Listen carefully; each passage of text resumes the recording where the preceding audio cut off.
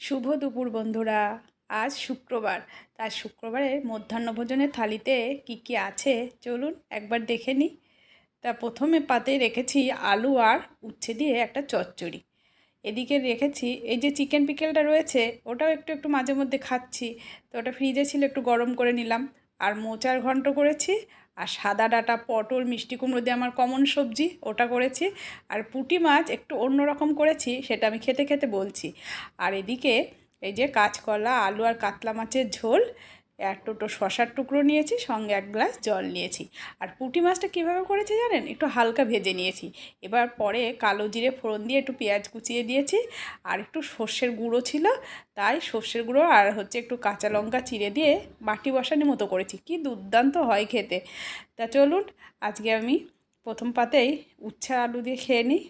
থালিটি কেমন হয়েছে কমেন্টস করে জানাতে ভুলবেন না। আবার ফিরছি অন্য ভিডিও নিয়ে।